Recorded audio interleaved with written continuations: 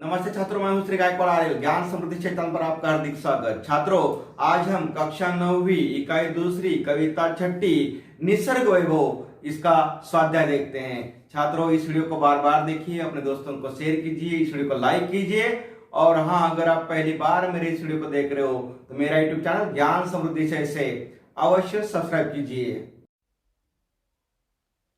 छात्रों, कक्षा 9वीं इकाई दूसरी कविता छठी निसर्ग वैभव जो पूरक पठन के रूप में है, इसका स्वाध्याय देखते हैं।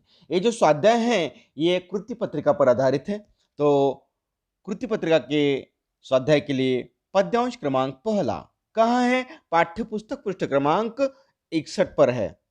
शुरू होता है यहां से, कितनी सुंदरता बिखरी प्राकृतिक जगत में, ईश्वर टपक रही गिरी शिखरों से झर, लौट रही घाटी में लिपटी धूप चाह में निस्वर, अनिल स्पर्श से पुलकित तृणदल, बहती सीमाहीन श्लक्ष्ण संगीत स्रोत सी, अहरह वन भूमरमर,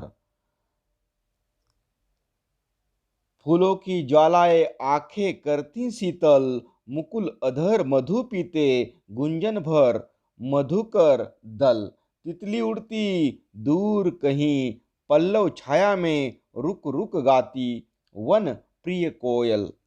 छात्रों, इस पद्यांश में कुछ कठिन शब्दार्थ हैं, वो देखते हैं।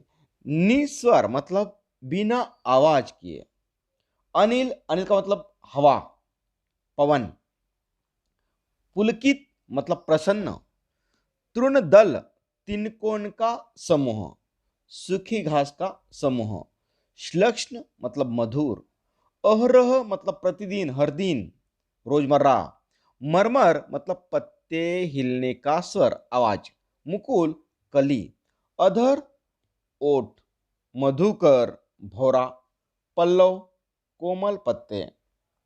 छात्रों, प्रश्न है पहला। कौन सा? पद्यांश क्रमांक पहला पर प्रश्न है, निम्नलिखित पद्यांश पढ़कर सूचनाओं के अनुसार कृतियां कीजिए। कृति पहली, आकलन कृति, आकृति पूर्ण कीजिए। तो ये आकृति पूर्ण कीजिए के लिए प्रश्न क्या है? कविता में आए प्राकृतिक सौंदर्य के घटक कौन से हैं, वो लिखने आपको। कौन से घटक आए हैं प्राकृतिक सौंदर्य के घटक? कौन कौन से बताए हैं? हाँ, वो है ये। कौन से? जरा देखिए, ये देखिए, पुलकित तृणदल, तितलियां, गिरी शिखर, फूलों की ज्वालाएं। यह अगला प्रश्न छात्रों, यह कविता की पंक्तियों को उचित क्रमानुसार लिखकर प्रवाह तख्ता पूर्ण कीजिए। यहां आपको 4 वाक्य दिए, गुंजन भर मधुकर दल, रुक रुक गाती वन प्रिय कोयल, और ये है अनिल स्पर्श से पुलकित तृणदल, टपक रही गिरी शिखरों से झर। ये देखिए, आप कविता का जो पद्यांश है वो पढ़ते रहिए। चारों में से जो पहला वाक्य आएगा वो नंबर 1 पर लिख देना है। तो देखिए आप कौन सा पहला वाक्य आता है। यहाँ पर देखिए, टपक रही गिरी शिखरों से झर, ये पहले नंबर पाया है। ये परिचित पढ़ते पढ़ते पहले नंबर पर वो वाक्य आता है, तो पहले नंबर पर लिखना है। उसके बाद पढ़ते रहिए पढ़ते रहिए, पढ़ते पढ़ते जो नंबर 2 पर वाक्य आएगा वो होगा, अनिल स्पर्श से पुलकित तृणदल, ये आया है परिच्छेद में। और उसके बाद पढ़ते पढ़ते वाक्य मिला है, गुंजन भर मधुकर दल, ये 3 नंबर पर लिख दीजिए। और जो बचा है चौथा, वो 4 नंबर पर लिख दीजिए। या पढ़ते पढ़ते जो अंतिम लगेगा वाक्य मिलेगा, वो रुक रुक गाती वन प्रिय कोयल, 4 नंबर पर लिख दीजिए। छात्रों, प्रश्न क्रमांक तीसरा है, वो ये है, एक शब्द में उत्तर दीजिए या एक शब्द में उत्तर लिखिए।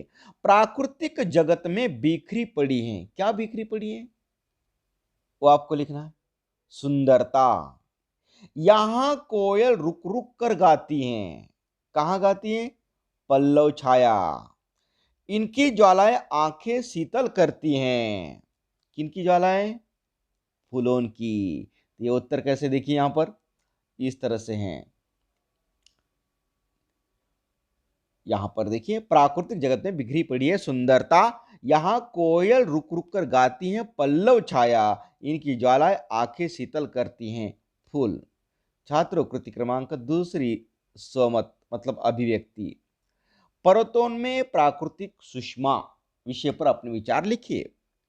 पर्वतीय प्रदेश प्राकृतिक सुषमा का भंडार होते हैं, जिधर भी दृष्टि जाती है बस देखते रहने को मन करता है।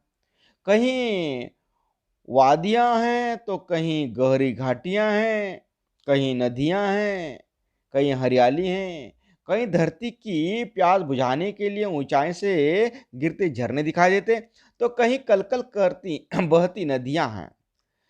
कभी बादलों के टुकड़े हरी भरी वादियों में उतरकर अटखेलियां करते हैं।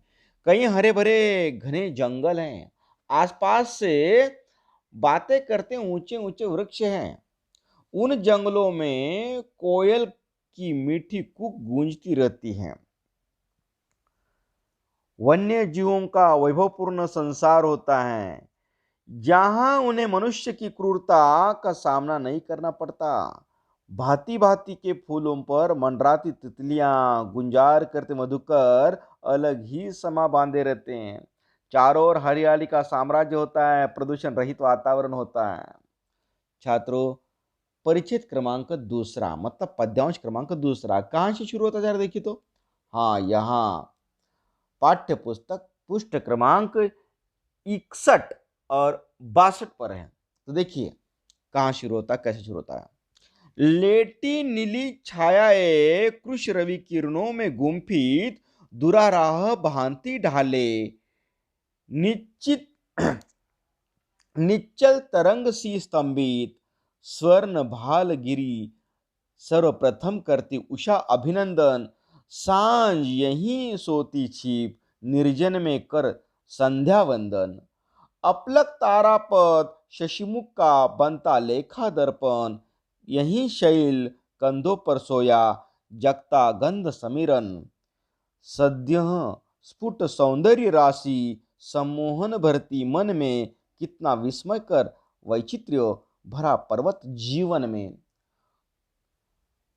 खग चखते फल कुतर रही गिलहरियां कोंपल वन पशु सब लगते प्रसन्न परिचित मरकत आंगन में। छात्रों इस परिचित पर आधारित कुछ आए हुए कठिन शब्दार्थ हैं। तो जैसे पहला शब्द है कृश, कृश का मतलब दुर्बल, गुम्फित मतलब गुंथा हुआ, दुरारोह ताड़ का पेड़ जिस पर चढ़ता कठिन हो ऐसा, निश्चल स्थिर, स्तंभित स्थिर, निर्जन वीरान जनहीन, अपलक बिना पलक चपकाए झपकाए, शैल मतलब पर्वत, समीरन पवन, सम्मोहन मोहित करना, विस्मयकर आश्चर्यजनक, वैचित्र्य अनोखापन, मरकत मतलब पन्ना। छात्रों इस परिचित पर आधारित कुछ कृतियां हमें हल करनी है। तो कृति पहली के लिए प्रश्न है, निम्नलिखित पद्यांश पढ़कर सूचनाओं के अनुसार कृतियां कीजिए। पहली कृति आकलन कृति है। कौन सी है? आकलन कृति। क्या पूछा है यहां पर देखिए, कविता की पंक्तियों को उचित क्रमानुसार लिखकर प्रभात तख्ता पूर्ण कीजिए। यहां आपको कुछ वाक्य दिए हुए हैं, जैसे 4 वाक्य दिए हैं, 4 विधान दिए हैं, वो उनका क्रम ऊपर नीचे कर दिया, आपको खाली एक क्रम में आप पद्यांश को पढ़ते रहिए। पढ़ते पढ़ते जो वाक्य पहला लगेगा चारों में से उसे नंबर 1 पर लिख दीजिए। आगे पढ़ते रहिए, जो 2 नंबर पर लगेगा उसे 2 नंबर पर लिख दीजिए। आगे पढ़ते रहिए, जो 3 नंबर पर आएगा उसे 3 नंबर पर लिख दीजिए, और जो बचा होगा वो 4 नंबर पर लिख दीजिए, या जो आखिरी होगा चारों में से वो आखिरी लिख दीजिए। तो कौन सा क्रम है इनका जरा देखिए तो, ये है इनका क्रम। कौन सा? निश्चल पद्यांश में चौथी पंक्ति में आया है, निश्चल तरंग सी स्तंभित, ये आया है। बाद में आया है निर्जन, दूसरे 8वीं पंक्ति लगभग ये, निर्जन में कर संध्या वंदन। उसके बाद में आता है लगभग 12वीं पंक्ति होगी ये, जगता गंध समीरन, देखिए। और आखिरी आता है, आखिरी की पंक्ति है परिचित मरकत आंगन में। ऐसे क्रम से उन्हें खाली लिखना है। अगला प्रश्न छात्रों, रिक्त स्थानों की पूर्ति कीजिए। सूरज की स्वर्णिम किरणें सर्वप्रथम इन गिरी पर्वतों का ही डैश डैश डैश डैश मतलब रिक्त स्थान करती है। क्या करती हैं? जरा देखिए, अभिनंदन करती है। क्या करती हैं? अभिनंदन। दूसरा है, यह यह खिला हुआ रिक्त स्थान मन को मोहित करता है। क्या खिला हुआ? सौंदर्य। तीसरा वाक्य है, वन में रहने वाले पशु इस डैश डैश डैश मतलब रिक्त स्थान जैसे आंगन में प्रसन्न दिखाई पड़ते हैं। क्या? मरकत। देखिए इनके उत्तर कैसे हैं यहां पर। सूरज की स्वर्णिम किरणें सर्वप्रथम इन गिरी पर्वतों का ही अभिनंदन करती हैं। दूसरा वाक्य, ये खिला हुआ सौंदर्य मन को मोहित करता है। तीसरा है, वन में रहने वाले पशु इस मरकत जैसे आंगन में प्रसन्न दिखाई पड़ते हैं। तीसरा प्रश्न है, सत्य असत्य लिखना है आपको। विधानों के सामने सत्य असत्य लिखिए। पहला, सांझ वनों में संध्या वंदन करके छिप कर सो जाती हैं। ये वाक्य सही है या गलत है? ये सही है, मतलब आपको उसके सामने लिखना है सत्य। दूसरा है, गिलहरियां कोमल पेड़ों को कुतरती रहती हैं। ये कोमल पेड़ों को या पत्तों को? पेड़ों को नहीं, पत्तों को, इसलिए ये वाक्य कैसा है? गलत है, तो आपको लिखना है असत्य। अगला वाक्य है, रवि की कोमल किरणों में गूंथी छायाएं लंबे ताड़ों पर पड़ रही हैं। ये सत्य है। वन पशु प्रसन्न नहीं लगते, प्रसन्न लगते हैं, इसलिए वाक्य गलत है, इसलिए आपको उसके सामने लिखना है असत्य। देखिए उत्तर कैसा होगा, इस तरह से। सांझ वनों में संध्या वंदन करके छिप कर सो जाती हैं, सत्य। गिलहरियां कोमल पेड़ों को कुतरती रहती हैं, असत्य। रवि की कोमल किरणों में गूंथी छायाएं लंबे ताड़ों पर पड़ रही हैं, सत्य। वन पशु प्रसन्न नहीं लगते, असत्य। छात्रों, कृति क्रमांक दूसरी, स्वमत अभिव्यक्ति उषाकालीन सौंदर्य, इस विषय पर अपने विचार लिखिए या प्रकट कीजिए, स्पष्ट कीजिए। तो देखते हैं उत्तर। उषा काल अर्थात सूर्योदय से पूर्व का समय। उषा का सौंदर्य अद्वितीय होता है। आकाश में पूर्व दिशा में लालिमा धीरे धीरे बढ़ती है। रात भर आकाश में चमचमाते तारे धीरे धीरे धूमिल होने लगते हैं। वातावरण में हल्का गीलापन होता है। गगन में अलग अलग स्थान पर अलग अलग रंग दिखाई पड़ते हैं। कहीं मटमैला, कहीं हल्का नीला, कहीं सुनहरा और कहीं लाल। वातावरण में पक्षियों की चहचहाहट सुनाई पड़ने लगती है। कलियां चटक कर खिलने लगती है, फूल मुस्कुराने लगते हैं। गांव में किसान अपना हल और बैल लेकर खेतों की ओर चल पड़ते हैं। बैलों के गले में बंधी घंटियों का स्वर कानों को अच्छा लगता है। छात्रों, परिच्छेद क्रमांक मतलब पद्यांश क्रमांक तीसरा अगला कहाँ से शुरू होता है? देखिए यहाँ पन्ना नंबर मतलब पृष्ठ क्रमांक 61 और 62 पर हैं। कहां से, कैसे? देखिए, स्वाभाविक यदि मुझे याद आता, ईश्वर इस क्षण में जड़ जग इतना सुंदर जो, चेतन जग में क्या कारण, रहता अहरह जो, विषन्न जीवन मन का संघर्षण।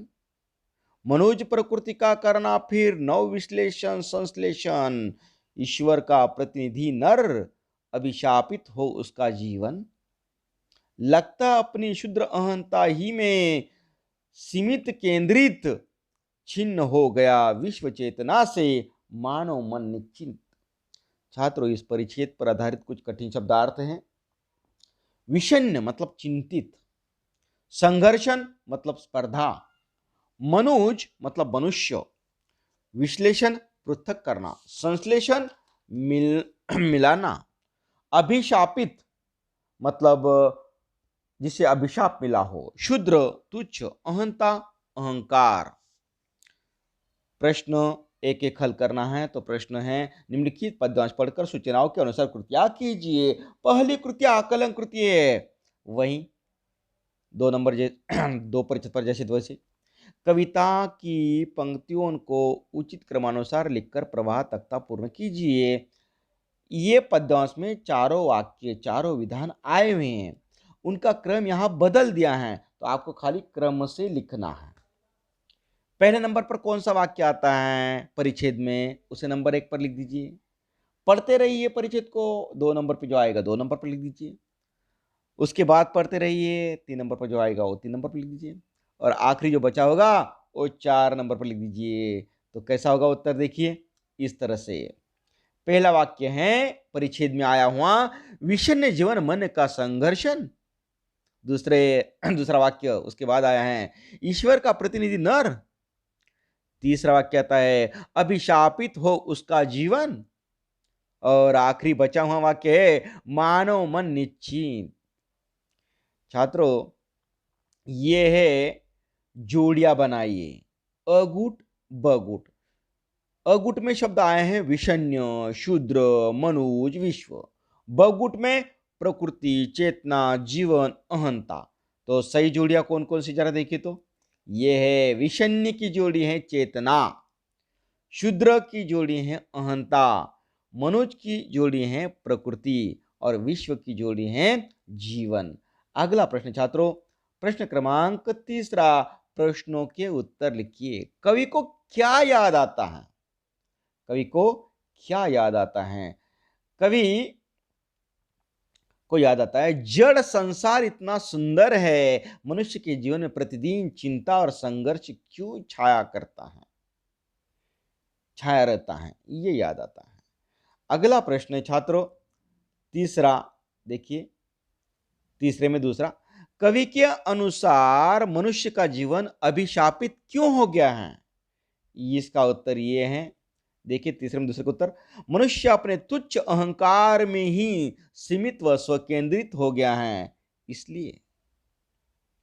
छात्रों, कृति क्रमांक 2, स्वमत मतलब अभिव्यक्ति। कविता द्वारा प्राप्त संदेश लिखिए। इस कविता से हमें कौन सा संदेश प्राप्त हुआ है वो लिखना है।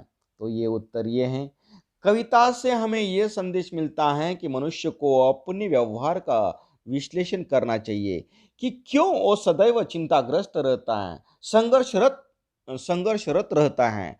मनुष्य इस सृष्टि का सर्वश्रेष्ठ प्राणी है, उसे ईश्वर ने बुद्धि दी है, कल्पना और तर्क शक्ति दिए हैं। अपनी इन्हीं विशेषताओं के प्रयोग से कंदराओं और जंगलों में रहने वाला मनुष्य आज न केवल चांद पर पहुंच गया है, बल्कि मंगल ग्रह पर बसने की तैयारी कर रहा है।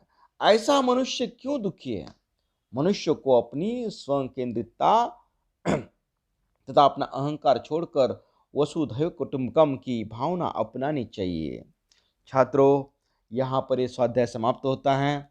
छात्रों, इस वीडियो को बार बार देखिए, अपने दोस्तों को शेयर कीजिए, और हाँ, इस वीडियो को लाइक अवश्य कीजिए। और दोस्तों, अगर आप पहली बार मेरे इस वीडियो को देख रहे हो तो मेरा यूट्यूब चैनल ज्ञान समृद्धि से अवश्य सब्सक्राइब कीजिए। धन्यवाद।